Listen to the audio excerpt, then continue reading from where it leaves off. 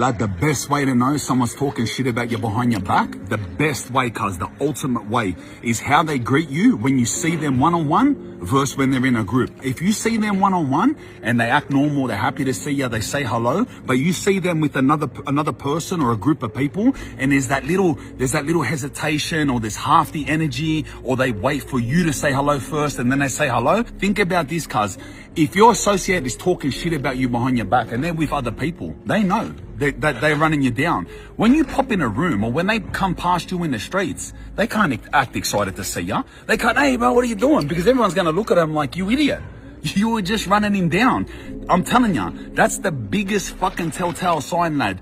And if you got any mates or any associates and they act the same energy, no matter if they're with 10 people, 100 people, that's a true mate, cuz I'm telling you. Just let me give you my outlook on bargaining for a taxi ride then, right? I'll tell you something. I'll tell you my perspective first. It's just principle, you know what I mean? So that's how I am. It's not that I'm trying to be scummy with them, but if you want to be a scumbag, I can be a scumbag, you know? Let's get this straight now. I never fucked anybody over in my life. Didn't have it coming. You got that? All I have in this world is my balls and my word. And I don't break them for no one. You understand? Hey, what he's doing? Hey, I'm Jade for this, mate. Oh, it's a hot morning. I'm just leaving my hotel that I stayed at last night here in Patong, Phuket. And we're going to a resort that is... I'll get a bit away from them so they don't have a little cry. They were nice to me at this one, you know what I mean? They were nice to me. It wasn't bad. The Royal, right? But we're going to Patong's top-rated beachfront resort. I love these. It's a 5-star, fabulous. It's called that booking call it. 9.1 for cleanliness, 9.1 for comfort, 9.3 for facilities, 8.5 for location, 9.1 for staff, 8.2 for value for money, and 8.2 for Wi-Fi. So the lowest two are value for money and Wi-Fi. 8.2 for Wi-Fi still seems alright. Value for money, alright, well, I'll tell you the price of it. It's $3,000 a night. I booked it for 2 nights. Looks like we're going there in the back of a nightclub. That's huge. Oh, I just say yes to whatever price they say. 300 baht. Yeah, alright, I don't really understand the conversion rate, and to be honest, I don't care. The last thing I try to do when I come to poor countries is, not that this is a poor country, to be honest. Definitely when I was in the Philippines and Cambodia, I was just like, whatever they say, just give them more, bro. Here though, even though we're here, I definitely wouldn't try to bargain them down. What for, brother? Just have it. You know what I mean? I'm from Australia, bro. If I can pay bloody $3,000 a night to stay in a room for, you know what I mean? For 24 hours, I can give matey his bars, lad. 300 baht, it's hot, lad. They'll trade for banashikans, lad.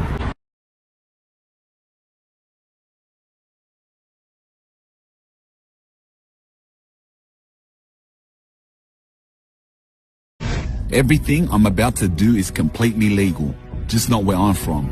We're in Bangkok, Thailand, where the rules are very different. From gun ranges to hormones over the counter.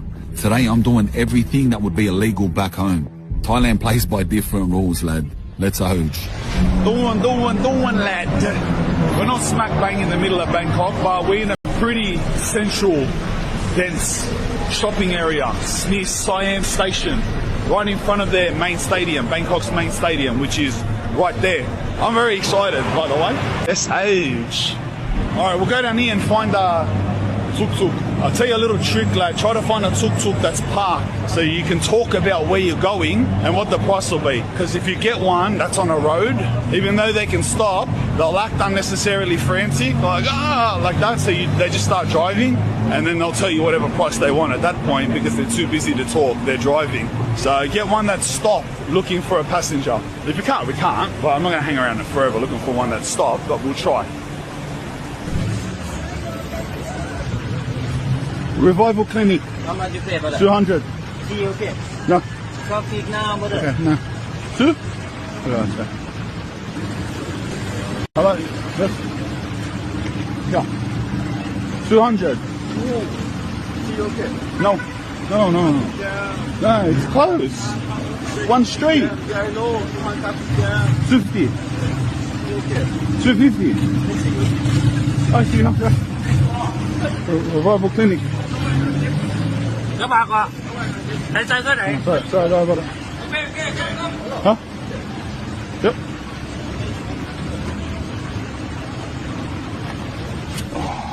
You know the way? Revival Clinic, yeah. All right, thank you. Sorry.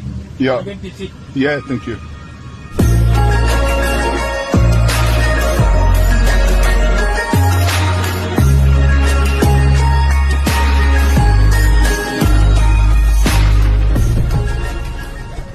Thank you.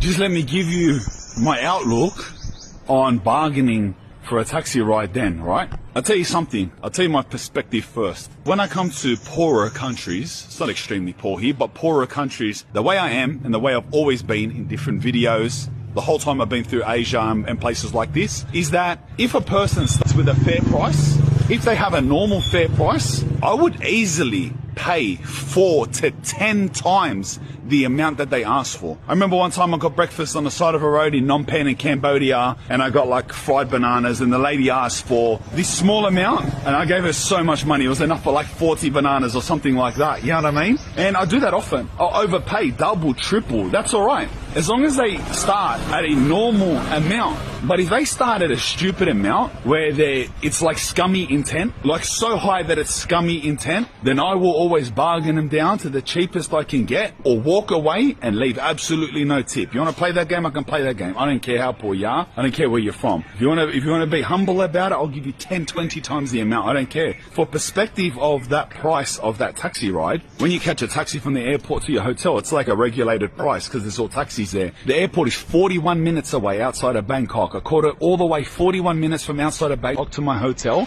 and it was 550 baht. Okay? That was 41 minutes away. We just went one street, 6 minutes just then. That was one street, just down the street, turn right, and we're here. I could have walked it, but for the speed of the video, I caught a taxi, right? I was going to catch a tuk-tuk because it would have looked mad. And they're just saying 300 for one street, 550 for 41 minutes away. And for perspective, I bought a Yakult from 7-Eleven before we started for 10. So they're saying 30 times the price of a Yakult. If it's fair to say a Yakult reference point is $2, they're trying to say that to turn one street is like worth $60 or worth more than half as much as traveling out to the international airport. So as soon as I heard that, I'm just like, nah, bro. 250 was already too much. So that should have been 100. So I just got it 200, 250. I'm not going to argue anymore. It's just principle, you know what I mean? So that's how I am. It's not that I'm trying to be scummy with them, but if you want to be a scumbag, I can be a scumbag, you know? Can you not touch my car like that? Can you give me a phone, please? What? Can you give me a phone? I want to send a text. Never refriend or refamily anyone back into your life. If they've tried to ruin your character, finances, or relationships, a snake may shed its skin, but it's still a snake. Always.